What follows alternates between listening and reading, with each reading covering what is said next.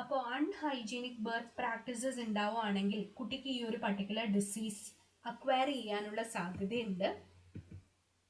Neonatal tetanus ഉണ്ടാവുന്നതിന് ഒരു specific pattern ഉണ്ട്. ഇത് യൂഷ്വലി ഡേ 3 ഉണ്ടാവുക. ഡേ 1 ഡേ 2 ഒരിക്കലും ഉണ്ടാവില്ല. അതുപോലെ തന്നെ ഇത് രണ്ടാഴ്ചയ്ക്ക് ശേഷം, 2 ആഴ്ച ഓഫ് ബർത്തിന് ശേഷം വളരെ റെയർ ആയിട്ട് മാത്രമേ ഉണ്ടാവാറുള്ളൂ. ആദ്യമേ കാണിക്കുക, കുട്ടി ഭയങ്കരമായിട്ട് കരയും, ഫീഡിങ് റെഫ്യൂസ് ചെയ്യും, അതുപോലെ തന്നെ കുട്ടിക്ക് അപ്പത്തി ഉണ്ടാവും. ഇതിന് ശേഷം there can be feeding difficulty, കുട്ടി പതിയെ പതിയെ റിജിഡ് ആവും. There can be opisthotonic posturing. പിന്നെ കുട്ടിയുടെ മൗത്ത് നോക്കിയിട്ടുണ്ടെങ്കിൽ it would be slightly open. ഇതിന്റെ കാരണം നെക്ക് മസിൽസിലെ കോൺട്രാക്ഷൻസ് ആണ്. And there can be spasm of the masseters which may lead to painful feeding. Gradually pharyngeal muscles involve ആവും. ഈ ഒരു സമയത്ത് കുട്ടിക്ക് ചോക്കിങ്ങും ഡിസ്ഫാജിയും ഉണ്ടാവാം. ഇതിനുശേഷം ലിംസിലെ മസിൽസിലേക്ക് ഈ ഒരു സ്പാസം പ്രോഗ്രസ് ചെയ്യും. And the advance stages the respiratory muscles as well as the larynx may be involve. ഈ ഒരു സമയത്ത് if there is spasm it may lead to apnoea and cyanosis. Constipation ഉണ്ടായിരിക്കും കുട്ടിക്ക്. ഈ ഒരു സ്പാസം എത്രമാത്രം പ്രൊലോങ് ചെയ്യുന്നു അത്രയും നാളും കോൺസ്റ്റിപ്പേഷനും പെർസിസ്റ്റ് ചെയ്യും. നിയോനേറ്റൽ ടെറ്റനസിന്റെ കേസ് ഫീറ്റാലിറ്റി റേറ്റ് ഭയങ്കര ഹൈ ആണ്. In almost 70 to 100% of the cases death is sure. And coming to the last type of tetanus, which is localized tetanus. It is a less severe form of tetanus in comparison with the other two types, which is generalized and neonatal tetanus. It is characterized by rigidity and pain, which is confined to the muscles adjacent to the wound. So localized ആയതുകൊണ്ട് തന്നെ വൂണ്ടിന്റെ ചുറ്റുമുള്ള മസിൽസിലായിരിക്കും ഒരു റിജിഡിറ്റിയും പെയിനും ഒക്കെ കാണിക്കുക. It does not involve the whole body. However, it can lead to generalized tetanus later. In patients with isolated localized tetanus, the mortality is very less, that is about 1%. So localized tetanus എന്ന് പറയുന്നത് less severe form ആണ്. ഇതിൽ ഇഞ്ചുറിക്ക് ചുറ്റുമായിരിക്കും usually rigidity ഒക്കെ ഉണ്ടാവുക. And sometimes it may lead to generalised tetanus. പക്ഷേ in overall cases ഇത് localised ആയിട്ട് തന്നെ റീമെയിൻ ചെയ്യും. And the mortality rate is very low, that is less than 1%. So this is about the clinical features of tetanus. Now let's see how to treat tetanus. So most of the patients, as you all know, the symptoms is very severe, which involves paralysis. അതുകൊണ്ട് തന്നെ most of the patients they will require intensive care management and good supportive care. നമ്മളുടെ overall aims of treatment എന്ന് പറയുന്നത് maintenance of airway, prevention of further toxin absorption, and relieving clinical features, which is spasm, controlling autonomic instability, and giving antibiotic. So the goals of treatment എന്ന് പറയുന്നത് airway maintenance, prevention of toxin absorption, and relieving clinical features. ഇനി ഇത് ഓരോന്നും എങ്ങനെയാണ് ചെയ്യുക എന്ന് നമുക്ക് കാണാം. First, about maintaining airway. So most of the patients, as there can be spasm of the laryngeal muscles, they require intubation and mechanical ventilation. This is required especially in very severe cases, or if the infant gets frequent laryngeal spasm. നമ്മൾ already പറഞ്ഞു neonatal ടെറ്റനസിൽ laryngeal spasm ഉണ്ടാവുന്ന. So frequent ആയിട്ട് laryngeal spasm ഉണ്ടാവുന്ന കുട്ടികളാണെങ്കിൽ ആ കുട്ടിക്ക് അപ്നിയയും സൈനോസിസും ഒക്കെ ഭയങ്കര കൂടുതലായിരിക്കും. സോ അവിടെ റെസ്പിറേറ്ററി ഫെയിലിയർ ഉണ്ടാവാനുള്ള സാധ്യതയുണ്ട്. അതുകൊണ്ട് ഇവർക്ക് മെക്കാനിക്കൽ വെന്റിലേഷൻ വേണ്ടിയതായിട്ട് വരും.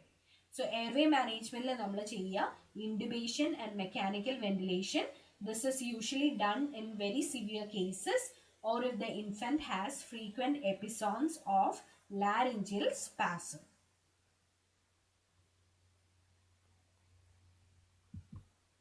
The second treatment modality is neutralization of free toxin or reducing the absorption of toxin. So this is done by administering human tetanus immunoglobulin. So ടെറ്റനസിനെതിരായ ഇമ്മ്യൂണോഗ്ലോബിനിൻ കൊടുത്തിട്ടാണ് നമ്മൾ ഈ ഒരു ടോക്സിനെ ന്യൂട്രലൈസ് ചെയ്യുക.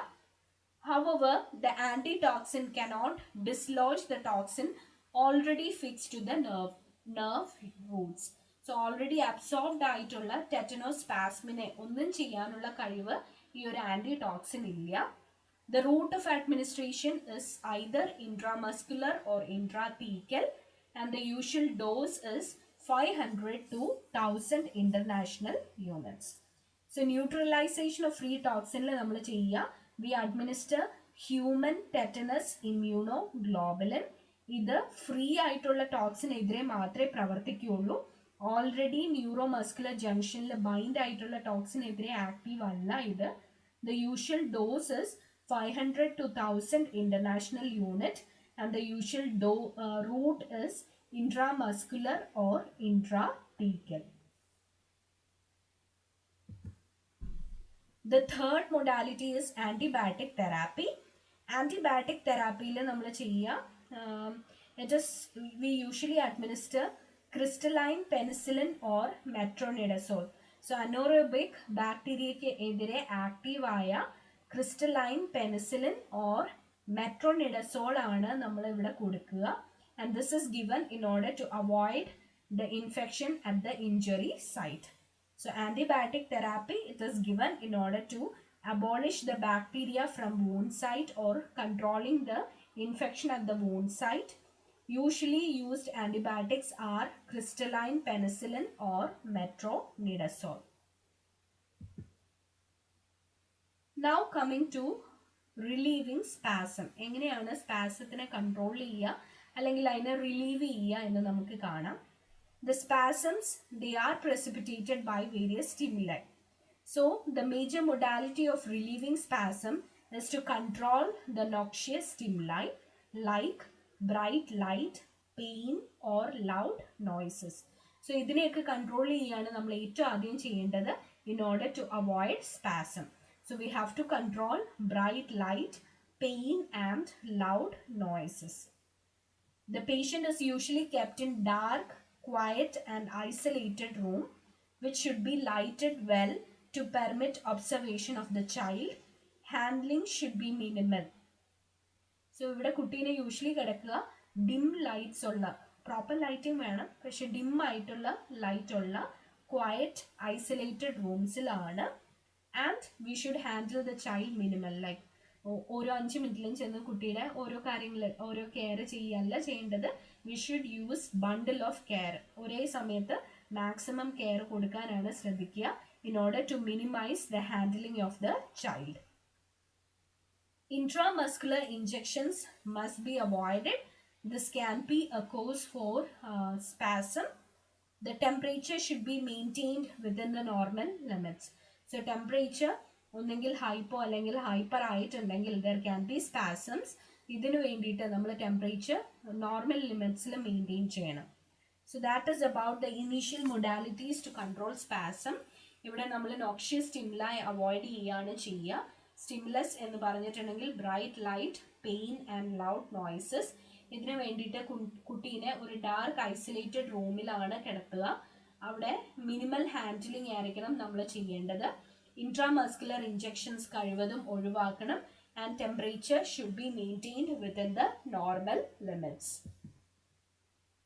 If spasm occurs, in order to control the spasm, the medicine that is used is benzodiazepines. So the most common benzodiazepine which is used is diazepam. It is given as IV bolus or a continuous infusion. So diazepam ആണ് ഏറ്റവും കൂടുതലായിട്ട് നമ്മൾ ഉപയോഗിക്കുന്ന medicine in order to control spasm.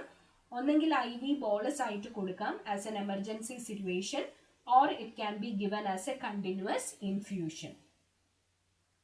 ഇവിടെ ഡൈസപ്പാം ചെയ്യുക, it prevents further spasm by causing GABA mediated central inhibition. So നമ്മുടെ ഡൈസപ്പാം inhibitory neuro ട്രാൻസ്മിറ്റേഴ്സിൻ്റെ അളവ്, അതായത് ഗാബ എന്ന് പറയുന്ന ഇൻഹിബിറ്ററി ന്യൂറോ ട്രാൻസ്മിറ്ററിനെ